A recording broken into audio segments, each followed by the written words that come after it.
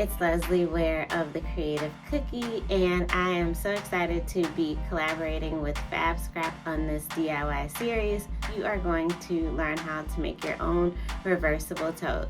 This project is from my book, So Fab, Sewing in Style for Young Fashionistas. Okay, let's get started.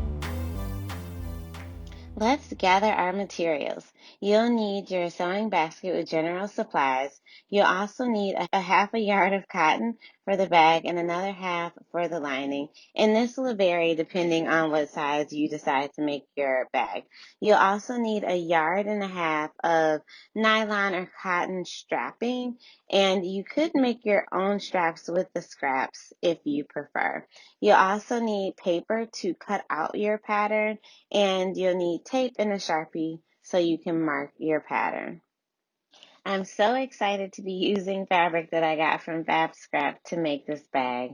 For our bag pattern, I am using printer paper, and I am taping together 4 pieces of paper so that I can create a rectangle that is 14.5 by 15.5.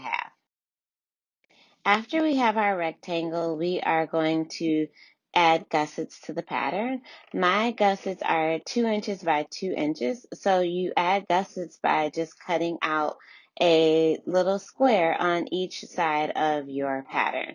The gussets are great because they take your bag from being flat to having some dimension and also a little bit of stability on the bottom of the bag. The last thing you're going to do to your pattern is label it. So I always give my patterns a name. This one I'm just calling tote bag.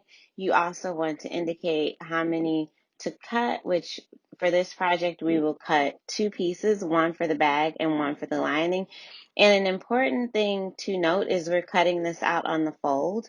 So down towards the bottom of the pattern near where your gussets are, you are going to create the symbol for fold that you'll see on most patterns, and you're going to write the word fold because this is a very important detail. Now it's time to cut the fabric. For the bag, pin and cut 2 pieces using your bag pattern, one for the lining and another for the bag. Make sure you place the bottom of the pattern on the fold of the fabric. Now it's time to get ready to sew the sides.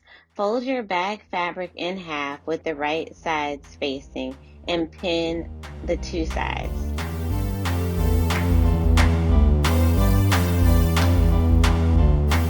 So now we are going to actually sew the lining and the outside of the bag. So I'm starting with the outside layer.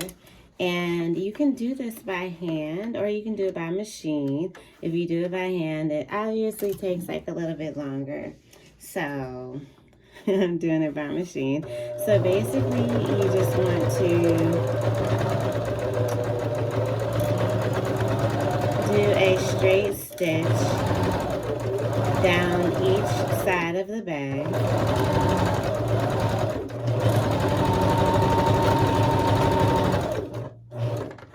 So I have one side done, and then I'm going to flip over and do the other side. Okay, after you get both sides of your bag sewn, the next thing that we're going to do is we are going to open up the gussets. So the gussets are the little corners that you cut out. And so to open the gussets, you're just going to basically put your finger in and pull them open like so.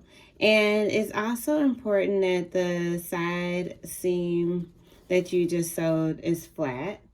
If you don't do it, like, it's not going to make or break the project, but it's just like a little more professional that way. So I'm just going to put like a pin in place, 1 or 2 pins in place to hold those seams flat. Or like these 2 flaps flat. All right, so now we're going to slide it under, and you'll just use the same seam allowance, and you are going to do this on both sides.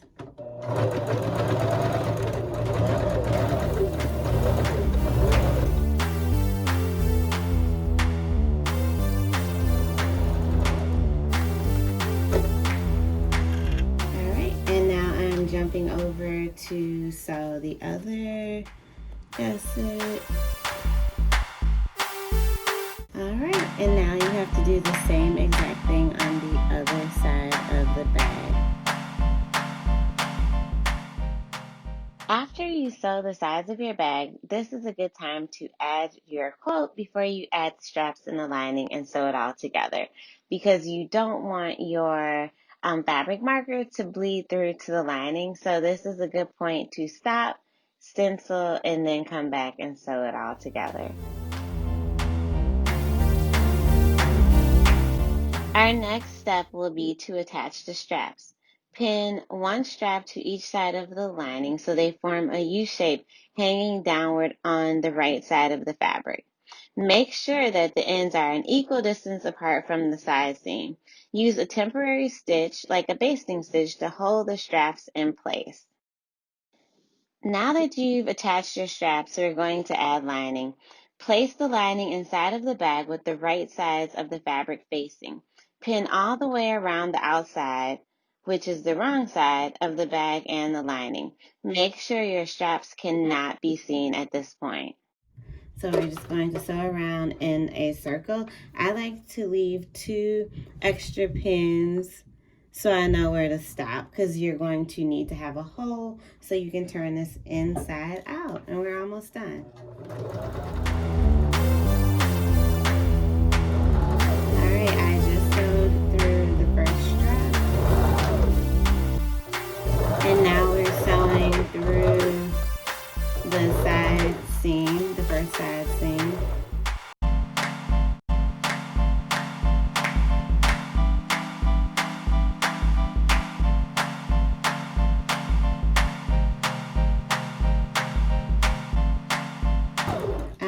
So I am back at my 2 pins, which is basically about 1.5 inches from where I started.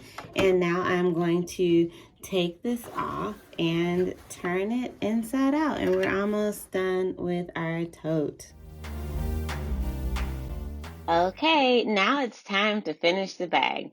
Turn the bag inside out by slowly pulling the lining, bag, and straps through the open hole.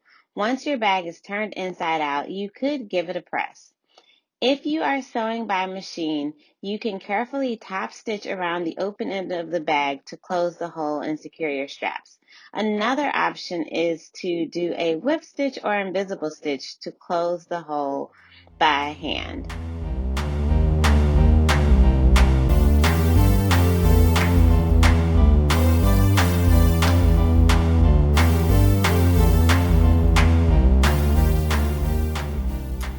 So now we have completed all of the steps to finish our reversible tote. So you can carry it on either side. So you could do like a print if you want, and then have the outside blank. So if you wanted to add a quote here, you can add a quote, you can add patches, you can pretty much do whatever you want to do with it now. It's almost like a blank canvas. Come back next week when I'll show you how you can use stencils and markers to add your favorite quote to your tote. So we can't wait to see your bag. Make sure you follow and tag us at Creative Cookie and FabScrap.